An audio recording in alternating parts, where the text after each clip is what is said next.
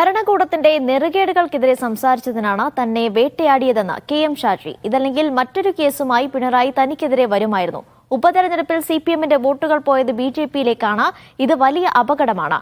ഇത് ഇനിയെങ്കിലും CPM മനസ്സിലാക്കണമെന്നും K M. Shaji മസ്കത്തിൽ media വണ്ണിനോട് പറഞ്ഞു. കെ.എം. ഷാജി നമ്മളോടൊപ്പം ചേരുകയാണ്. ഏറെക്കാലത്തെ വിവാദം അവസാനിച്ചിരിക്കുകയാണ്. സുപ്രീം കോടതി ഈ കേസ് കൊണ്ട് ഇങ്ങോട്ട് വരണ്ട എന്നാണ് പറഞ്ഞത്. ഇപ്പോഴൊരു ഫീൽ എന്താണ് ഇപ്പോൾ തോന്നുന്നത്? എന്നെ സംബന്ധിച്ചിടത്തോളം എനിക്ക് വലിയ സന്തോഷമാണ്. ഞാൻ പറഞ്ഞത്, ഞാനൊരു വിശ്വാസി എന്ന നിലക്ക് അള്ളാഹു ഒരു അത്യപാരമായ അള്ളാഹുവിൻ്റെ കാരുണ്യ കടാക്ഷം എൻ്റെ മേൽ ഉണ്ടായി എന്ന് വിചാരിക്കുന്നതാണ്. അതൊരു കൂടുതൽ ബാധ്യതയും റെസ്പോൺസിബിലിറ്റിയുമാണ് എന്നെ സംബന്ധിച്ചിടത്തോളം ഉണ്ടാക്കുന്നത്.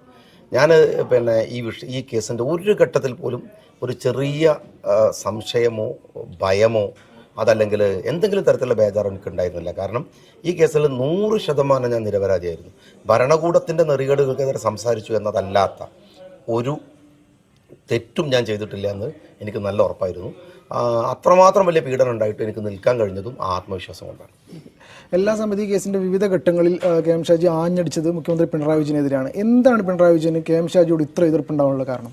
ഒറ്റ കാര്യമുള്ളൂ, അദ്ദേഹത്തോട് നേർക്കുനേരെ രാഷ്ട്രീയം പറയുന്ന, അദ്ദേഹത്തിൻ്റെ തെറ്റുകളെ സമയാസമയങ്ങളിൽ ചൂണ്ടിക്കാണിക്കുന്ന, അത് കുറെ കൂടെ ഷാർപ്പായിട്ട് പറയുന്ന ഒരാൾ എന്നുള്ള നിലക്ക് അദ്ദേഹത്തിൻ്റെ വിരോധം. അതല്ലാതെ ഒന്നുമല്ല. അദ്ദേഹം എപ്പോഴും കീഴാളന്മാരെയും കീഴൊതുങ്ങി നിൽക്കുന്നവരെയും മാത്രമേ കണ്ട ശീലമുള്ളൂ. മുഖത്ത് നോക്കി സംസാരിക്കുന്നവരെ കണ്ട് പരിചയമില്ലാത്തതിൻ്റെ കുഴപ്പമായിരുന്നു അദ്ദേഹം എന്നോട് കാണിച്ചത്. ഈ കേസിൽ കെ.എം. ഷാജിക്കെതിരായിട്ട് ഒരു ഇത് വന്നത് എങ്ങനെയാണ്? അതിൻ്റെ റൂട്ട് എങ്ങനെയാണെന്നാണ് കെ.എം. ഷാജി മനസ്സിലാക്കുന്നത്? അല്ല, അത് എന്നെ പൂട്ടാനുള്ള സാഹചര്യങ്ങൾ പരിശോധിക്കുന്നതിനിടയിൽ അദ്ദേഹത്തിന് വീണ് കിട്ടിയതാണ്. അവിടുത്തെ കുറച്ച് ലീഗ് വിരോധികളായിട്ടുള്ള കുറച്ച് ആളുകളുടെ കേസ് അദ്ദേഹത്തിന് കിട്ടി. അപ്പോൾ അതിനകത്ത് ഒരു സാധ്യതയുണ്ട് എന്ന് അദ്ദേഹം മനസ്സിലാക്കുകയും അത് ഉപയോഗിക്കുകയും ചെയ്തു. അത്രേ ഉള്ളൂ. ഇതല്ലെങ്കിൽ വേറെ കേസ് ഉണ്ടാക്കുമായിരുന്നു. ഈ കേസായിരുന്നു അദ്ദേഹത്തിന് കിട്ടിയത്. അത്രേ ഉള്ളൂ. വ്യക്തിപരമായ ഒരു വേട്ടയാടലും കൂടി ഇതിൻ്റെ പിന്നാലെ നടന്നു. കാരണം വീട് റെയ്ഡും ബാക്കി കാര്യങ്ങളൊക്കെ നടന്നു. ഇതിനൊക്കെ മാനസികമായി എങ്ങനെ തരണം ചെയ്തു? മാനസികമായിട്ടുള്ള വലിയ പ്രയാസങ്ങളുണ്ടായി. വലിയ സാമ്പത്തിക പ്രതിസന്ധികളുണ്ടായി. കുടുംബത്തെ വേട്ടയാടിയപ്പോഴൊക്കെയുള്ള പ്രശ്നങ്ങളുണ്ടായി. പക്ഷെ അപ്പോഴൊക്കെ ഒരു കരുത്തുണ്ട്. നമുക്ക് ഉള്ളിൽ ഒരു സാധനമുണ്ട്. ഞാൻ തെറ്റ് ചെയ്തിട്ടില്ല, ഞാൻ കുറ്റക്കാരനായിട്ടില്ല എന്ന പടച്ചവൻ്റെ കോടതിയിൽ നമ്മൾ പറയുന്ന ഒരു ധൈര്യം ഉണ്ടല്ലോ. ആ ധൈര്യം എനിക്ക് ആദ്യം മുതൽ ഉണ്ടായിരുന്നു. ഇപ്പോഴും എൻ്റെ ഒരു ആത്മവിശ്വാസവും ധൈര്യവും തന്നെയാണ്. ഓക്കെ. ഇതുമായി ബന്ധപ്പെട്ട വേറൊരു കാര്യം ചോദിക്കാനുള്ളത്, ഇപ്പോൾ സമസ്തയുമായി ബന്ധപ്പെട്ട് PMS എല്ലാം നടത്തിയ ഒരു പ്രസ്താവന ആ സമയത്ത് കെ.എം. ഷാജി കൂടി PM സലാം സാഹിബിൻ്റെ അടുത്തുണ്ടായിരുന്നു.